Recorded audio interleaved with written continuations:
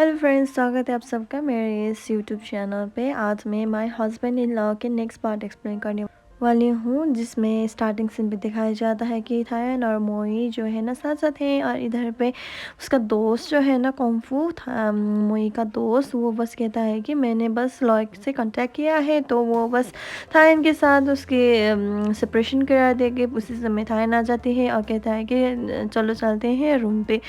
तो कुंफू कहती है कि तुम मेरे दोस्त से ज़बरदस्ती नहीं कर सकते, क्योंकि तुम्हारे मैरिज जो है ना वो लॉफुली नहीं है।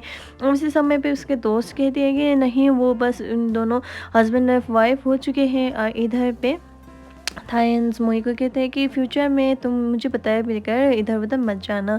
तभी वो बस स्माइल करने लगता है, और इस समय थायन का जो वो रूट नीचे है ना वो बस सॉफ्ट हो चुका है, और मोई को ज़्यादा तंग भी नहीं करता है एक्सेप्ट फॉर दैट। और इधर पे वो दोनों ही साथ में सोए हुए होते हैं। जब वो सुबह होती है तो वो बस अपने काम पे लिए निकल जाती है, तो इसी समय पे थायन और मोई जो है ना साथ साथ बैठा हुआ होता है, और उसके दोस्त लोग जो है ना वो तो दोस्ती निभाएंगा ना, तो वो बस थायन को बस ब्लशिंग कर रहा था। और इधर पे मोई भी स्टडी कर रहा था कि पोप से कैसे छुटकारा पाया जाए, और वो भी वही सोच रहा था। तो मोई कहती है कि मैं बस कल ही फौजी को आउट ऑफ थाइंस लाइफ करूँगा। और इधर पे वो दोनों ही सो रहा होता है, और मोई बस थाइन को बहुत प्यार से देख रहा होता है। और उसी समय पे कॉल आ जाता है साथ ही जो थाइन का ड्राइवर होता है ना वो बस आ जाता है और कहता है कि मैं बस डिवाई आ चुका हूँ। और वो डोर ओपन करते ही वो ये दिखता है कि मॉम आए हैं। मॉम आते ही कहता है कि कहती है कि कौन है जो मेरे बेटे के साथ मैशअप करने वाली हूँ वाला है। और इधर पे वो बस कहता है कि थाइन कहता है कि वो बस सो रहा है, अभी तक उठा नहीं है। तो माँ कहती है कि उसकी इतनी हिम्मत कि वो अभी तक सो रहा है, इतना सूरज सर पे चढ़ गया है पर वो सो रही है, वो उसे उठाओ जाकर। तो इधर पे मोई जो उठ के आती है और कहती है कि मैंने बस सब प्लान बना लिया है, ये फौजे को कैसे दूर रखा जाए। तो इसी समय पे उसे मॉर्निंग सिकनेस हो जाता है और नौजिया हो जाता है। और माँ कहती है कि ये सिम्टम्स तो जाने पहचाने से क्या मोई प्रेग्नेंट है। और उसी समय पे थान कहता है कि अभी कहाँ प्रेग्नेंट हो सकती है, अभी तो 1 महीना लगेगा ना प्रेग्नेंट होने के लिए। तो दोनों ही उसे पे भड़क जाते हैं, कहते हैं कि हम दोनों हस्बैंड एंड वाइफ है, तो ये सब क्या है, तो ये सब तो होना ही चाहिए ना। तो उसी समय पे फिर मोई कुछ करके आ जाते हैं और कहती है कि सिस्टर मून और मैं जो है ना हम दोनों फर्स्ट में जाएंगे। तो वो दोनों चले गए और फौजी से मिल के आया, और मिल के कहता है कि वो भी हेलो कहता है। और मोई कहती है कि तुमने बस मुझे अंडर एस्टिमेट किया है। उसी समय पे मोई का जो भी आदमी है ना वो फौजी का आदमी का काम तमाम कर चुका था। तभी फिर से मोई कहती है कि तुमने मुझे बहुत बार पूछा कि मैं तुम्हें जानती हूँ, तो तुम इतने ज़्यादा दम कैसे हो सकते हो। तुम ही थे ना वो थियन के कार को सी के समुद्र के तट पे लाकर उसे बस वहीं पे ड्राउन होने के लिए छोड़ के चले गए।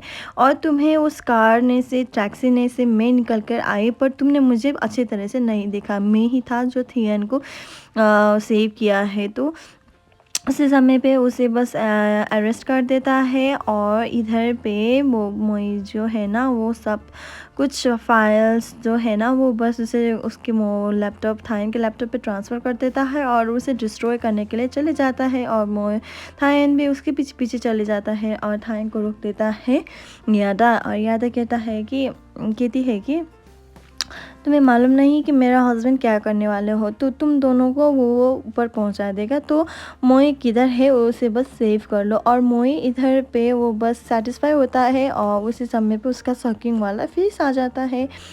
तब सीन शिफ्ट होता है, मोई फौजे ने किडनैप करके उसे बस टाइट कर देते हैं मोई को। और वो बस पूछने लगते हैं कि तुमने मुझे बहुत बार ट्रिक किया, ऐसा सब कुछ नहीं करना चाहिए। तुमने ऐसा सब कुछ किया तो मैं तुम्हें पनिश करूँगा, क्योंकि तुम्हारे पतिदेव ने मेरी वाइफ के साथ सोया हुआ था ना, तो मैं तुम्हारे साथ सोऊंगा। उसी समय पे यादा आ जाती है और उसके सर पे बहुत ज़्यादा जोर से डंडा मारती है।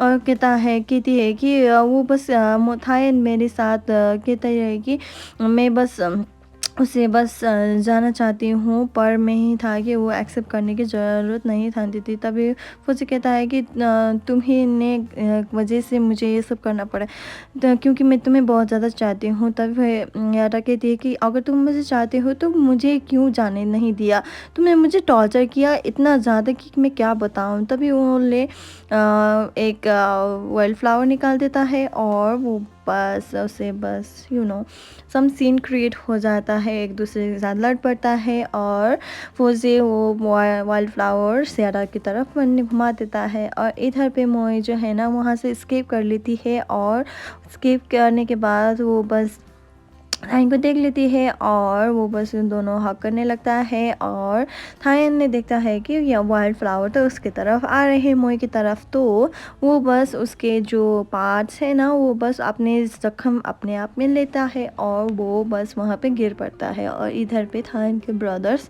जो है ना वो बस आ जाता है और मोई बस रोने लगती है कि मोर्दन ब्रदर को बचाओ। तो इधर पे हॉस्पिटल वाला सीन दिखाया जाता है, जो सब लोग उधर घेरे हुए होते हैं और थियन के ब्रदर जो है ना वो बस कहता है कि हमने बहुत ज़्यादा विटनेस क्रिएट कर लिया है और तुम्हारे अब खैर नहीं। मैं बस तुम्हें एहसास दिलाना चाहती हूँ कि कैसे मेरे ब्रदर तुमने समुद्र पे डाल दिया था और उसे कैसे फ़ील हुआ था, मैं भी तुम्हें ऐसे ही फ़ील करना चाहती हूँ। तो वो दोनों ही वैसे करता है और वो फिर कहता है कि चलो ठीक है, अब तुम्हें मैंने एहसास करा दिया है, अब तुम जो भी करोगे तुम्हारी अपने कर्म के हिसाब से करोगे, क्योंकि मैं बस नहीं चाहता हूँ कि कुछ हो जाए। तो वो बस पुलिस को हैंड ओवर करता है। और इधर पे यारा के सीरियस जो कंडीशन जो सीरियस हुआ था ना वो फौजी की वजह से हुआ था। तो यारा ने वो फौजी को रहेगा उसे बस बहुत ज़्यादा टॉर्चर किया था। तो यारा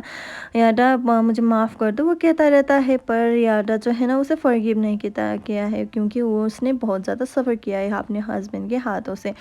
तो इधर पे सीन शिफ्ट होता है हॉस्पिटल वाला, जो हमारे थाइन जो है ना होश में आ चुका है और फैमिली लोग भी बहुत ज़्यादा खुश हैं वो दोनों को साथ में देखकर। पर ब्रदर जो है ना वो बहुत ज़्यादा चिंतित है, क्योंकि वो उसने अपने ब्रदर को वेरी अच्छी तरह से नोन कर लिया था। तो इधर पे जो भी वर्कर्स हैं ना वो बस मोई और थियन के बारे में पूरी बातें कर रहे थे। तो वो बस मदर जो केस कहता है कि तुम बस मोए को डिवोर्स दे दो, क्योंकि तुमने बहुत ज़्यादा डिसरिस्पेक्ट किया है हस्बैंड की तौर से।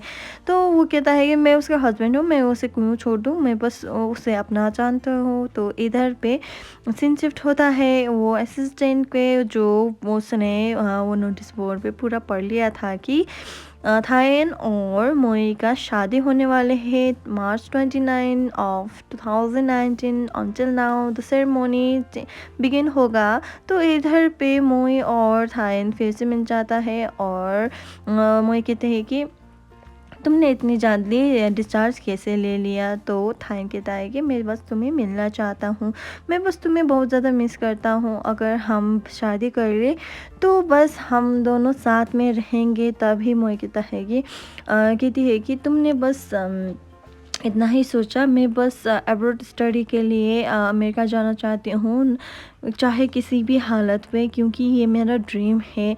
तुमने बस डिवोर्स पेपर साइन करना चाहिए, क्योंकि मैं बस वही चाहती हूँ, क्योंकि हम दोनों ने एक दूसरे के साथ ज़्यादा वक्त भी नहीं बिताया है और हम दोनों एक दूसरे के साथ प्यार भी नहीं करते। हाँ, मैं करती हूँ आपसे प्यार, पर आप मुझे पूरा तरीके से प्यार नहीं करते हो, तो हम दोनों को अलग होना चाहिए। और वो थाइन कहती है कि ये सब कैसे हो सकता है, तुम तो मुझे बहुत ज़्यादा प्यार करते हो ना, तो ये सब नहीं होगा। तुम्हें मुझे मेरे कलर्स, फेवरेट कलर्स और कुछ भी मालूम नहीं है। तो इधर पे सीन शिफ्ट होता है कि थाइन का फिर से रूड बिहेवियर्स वाला फेस आ चुका है और वो बस मोई को कहता है कि तुमने बस यहीं पे काम करना है, तुम्हें बस अपनी ये जो प्रोजेक्ट है ना वो बस ख़त्म करना है। तो थैंक यू सो मच।